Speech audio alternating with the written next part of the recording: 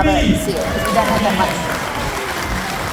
He is learning so much. Well, now it's time to meet our next seal, Nelson. He is our subantarctic first seal, our second species of seal that we currently care for.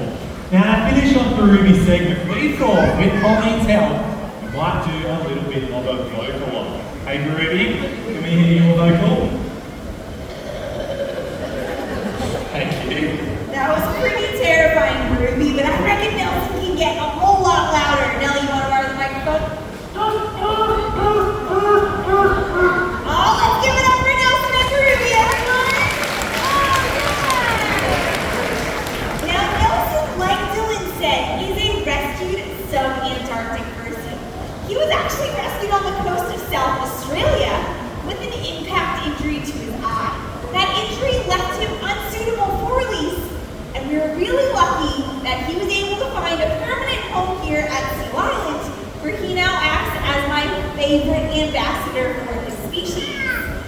Now, Nelson here is an eared seal just like Ruby, but here in Australia, we're really lucky that we're also home to a type of seal called the true seal.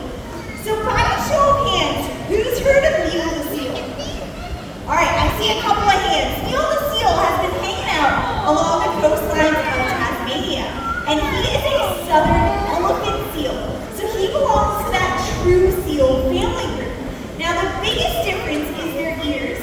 Nelson's got those external ear flaps like Ruby, but Neil the seal doesn't. He just has pinhole openings, much like you would find on a dolphin or a bird.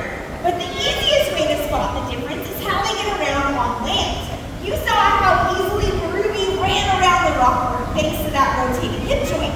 Now, Neil the seal doesn't have a rotating hip joint. So, Nelly, what is your best impersonation of Neil the seal?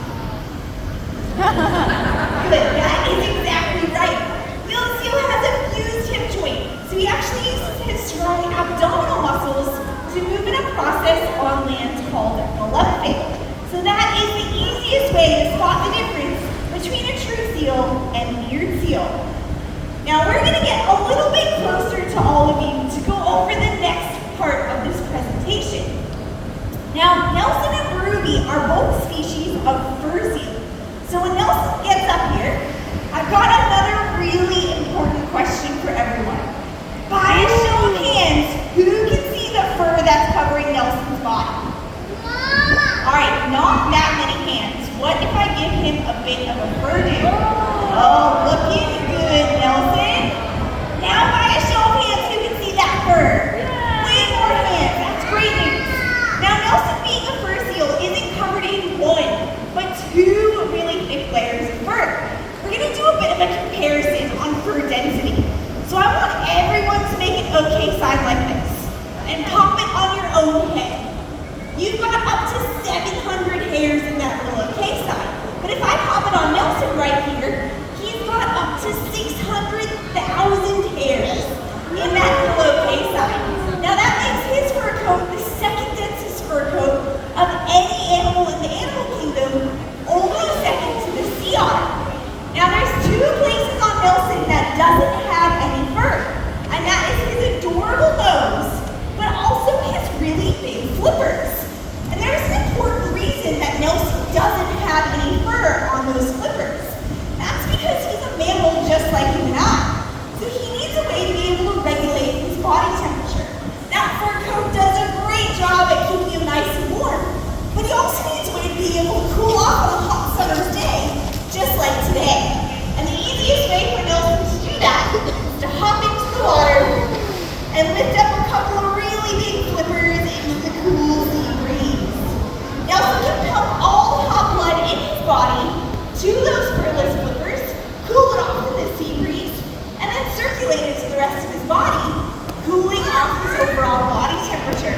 That's a natural seal behavior known as sailing, which is a form of thermoregulation. Now, we're going to be showing you a couple of different swimming styles that the seals can utilize here at Seal Islands. They're very well adapted to life in their aquatic environment and avoiding their natural predators of sharks and orphans. So in addition to swimming really fast in the water, they also need a way to be able to rely on their strength, agility, and